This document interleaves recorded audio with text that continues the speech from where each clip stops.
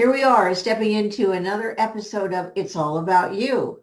Each week I pop in here with secrets and strategies and success stories for you to have your business your way. Sometimes that means of releasing some what we might call as common knowledge. We touched on that in the last episode. It might be limiting beliefs. It's letting go of what we're forcing ourselves to do, be, and experience, and aligning ourselves with what we want to be, do, and experience with that authentic self, aligning our actions and our decisions with our natural flow and style, with our energy, with our goals and values and expectations. That's what having your business your way is all about. It's all about you. So in this episode, I want to introduce you to Sarah. Now, as we know, being an entrepreneur comes with its own set of challenges and triumphs. Each is unique to us. Each of our businesses is unique to us, as are our challenges and our triumphs. All too often, we can get caught up in that hustle, that daily activity, the misconception of doing more will get us closer to our goals, to the results that we want. And in that daily hustle and bustle, oftentimes it takes us actually further away from the freedom that we wanted when we started our business, the flexibility that we wanted, the independence. So the action of doing more and more takes us further and further away from what we really want our business to do for us with our goals that we had when we started the business. So let's come back to Sarah. Sarah is a passionate, driven woman who has poured her heart and soul into her business, working tirelessly day in and day out to make her dreams become a reality. And despite all of her dedication and determination and hard work, Sarah finds herself stuck in the cycle of long hours with disappointing results. She's exhausted, overwhelmed, frustrated, disappointed, and questioning whether her efforts are really paying off. So like many entrepreneurs, Sarah's first instinct is to work harder when faced with these obstacles. She believes that putting in more hours, more attention, more effort will lead to greater success. When in fact, just the opposite is typically the case. It leads to more burnout and diminishing returns. So Sarah has realized that she needs to step back and reassess her approach and get in alignment with the goals and the desires and the expectations that she has for her business. So how do we do that? I'll give you 4 tips today. So grab your favorite note-taking tool and here we go. To help Sarah find balance between her professional life and her personal life, to find balance in her energy and her effort and her expectations, the first thing we did was prioritize her lists, her tasks, her activities by identifying on the most important tasks and focusing her energy on those, the most important tasks. And by prioritizing her workload and yes, her energy, she then can ensure that she's not wasting time on activities that are not contributing to her goals, that are not in alignment with her values. The next tip is to delegate and outsource wherever possible. Now, there are some aspects of your business, be it administrative or marketing, that you do really well. Maybe it's graphics or writing or having those conversations, creating great content. There are things you do really well, and that's what we want you to focus your time on. The things that you do easily and effortlessly, that build value, that create rapport with your prospects and with your clients, the things that only you can do. There are other aspects of your business that you may not do so well, that you may not enjoy, or may not like doing at all.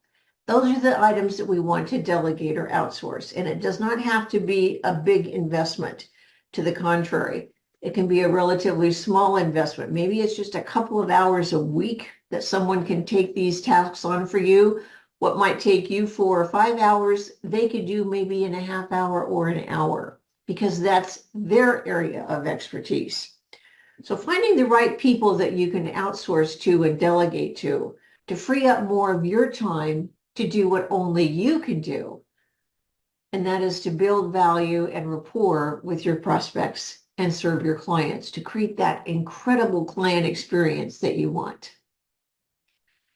Next is to set boundaries. Now, Sarah realized that the importance of setting boundaries, not only in her business life, but in her personal life, was just the first step. Once she had created those boundaries, then it became her responsibility to honor them.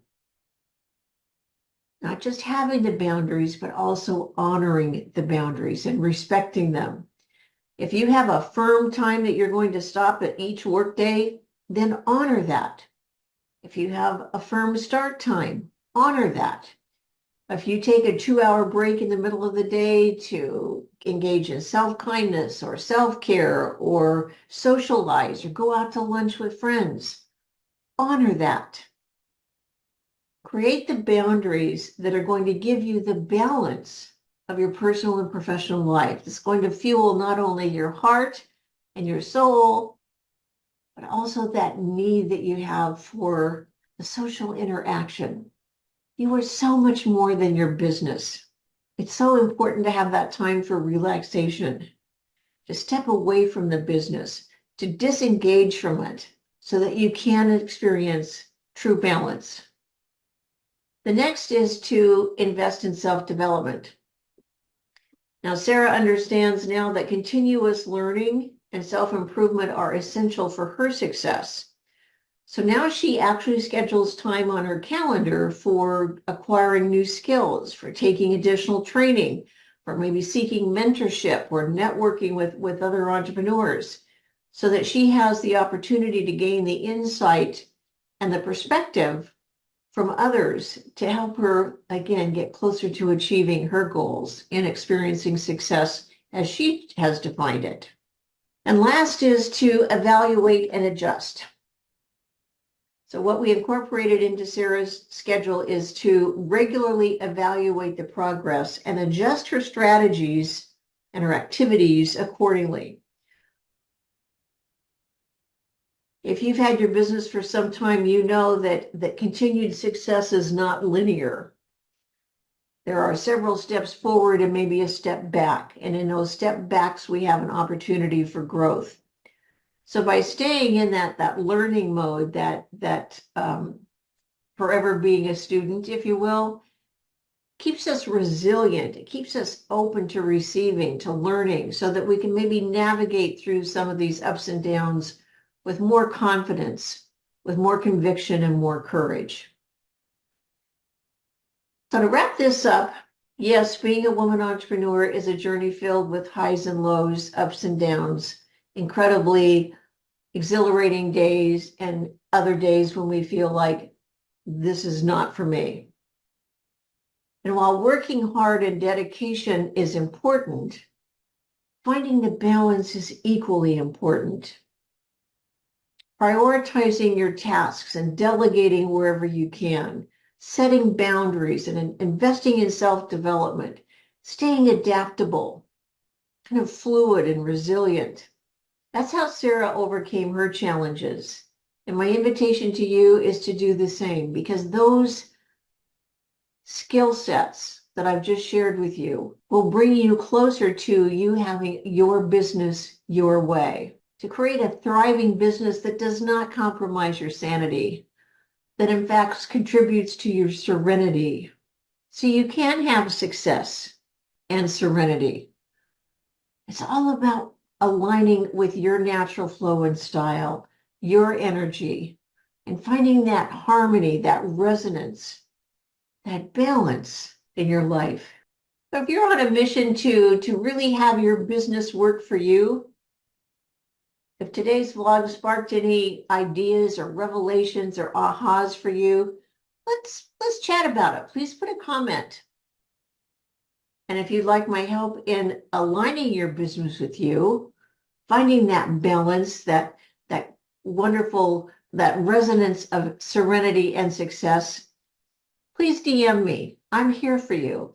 I'd love to have a conversation with you so we can explore how you too can have your business your way. Because when your business works for you, life is easier.